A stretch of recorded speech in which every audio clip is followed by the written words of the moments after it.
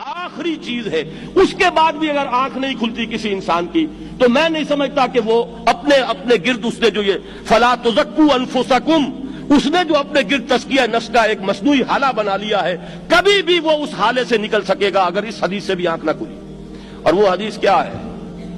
مولانا اشرف علی تھانوی نے اس کو اپنے جو خطبات جمعہ ہیں ان میں نقل کیا ہے، بیہقی کی روایت ہے۔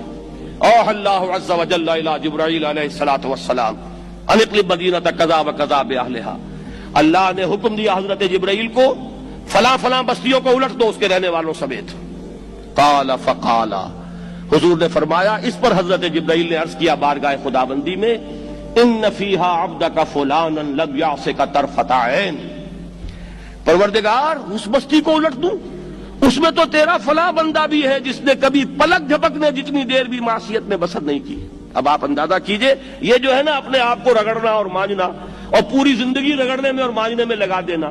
ہم بعض بزرگوں کے تذکرے میں سنتے ہیں اتنے اللہ والے تھے، اتنے اللہ والے تھے کہ ان کا گھوڑا بھی کوئی مشکوک دانہ نہیں کھاتا تھا، اور وہ خود جو ہے وہ انگریز کی عدالت میں بیٹھے ہوئے اور انگریز کی نوکری کر رہے تھے۔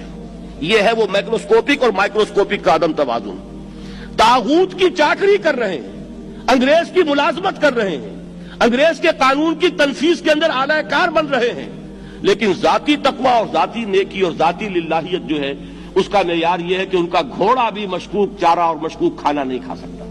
یہ ہے وہ عدم توازن، اس کو نوٹ کیجئے گا، جس کو کہ اس حدیث میں محمد رسول اللہ صلی اللہ علیہ وسلم نے واضح کر دیا کہ حضرت جبرائیل عرض کرتے ہیں کہ اللہ فلاں بستی کو الٹ دوں، اس میں تو تیرا فلاں بندہ بھی ہے جس نے پلک جھپکنے جتنی دیر بھی معصیت میں بسر نہیں کی۔ ذاتی نیکی کا اب اس سے اونچا کوئی مقام کوئی شخص مجھے اگر بتا سکے تو میں اس کا مرید ہو جاؤں گا۔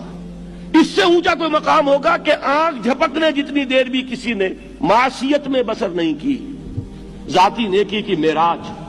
لیکن حکم کیا ہوا بارگاہ خداوندی سے؟ قال فقال، حضور نے فرمایا، اللہ تعالیٰ نے حکم دیا جبرائیل کو، اقلب علیہ وعلیہ، الٹو اس بستی کو، پہلے اس بدبخت پر پھر دوسروں پر۔ کیوں؟ فإن وجهه لم يتمعر في ساعة قط، اس لیے کہ اس کا چہرہ کبھی میری غیرت میں سرخ نہیں ہوا، اس چہرے کا رنگ نہیں بدلا۔ بے غیرت انسان، بدیاں پھیلتی رہیں، میرے دین کو روندا جاتا رہا، میری شریعت کی دھجیاں بگڑتی رہیں، عوامر کا مذاق اڑایا جاتا رہا، نواہی کے لیے دنیا کے اندر جن چیزوں سے میں نے روکا اس کے لیے فلسفے تراشے گئے، اور یہ لگا رہا مست رکھو ذکر و فکر صبح گاہی میں اسے۔ یہ سوائے ذاتی اپنے اس اصلاح کے اور ذاتی تقوی کے اور ذاتی نیکی کے اور ذاتی عبادت گزاری کے یہ میدان میں نہیں آیا، اس کا خون نہیں کھولا کبھی، اس کے چہرے کا رنگ متغیر نہیں ہوا، لہذا یہ دوہرا مجرم ہے۔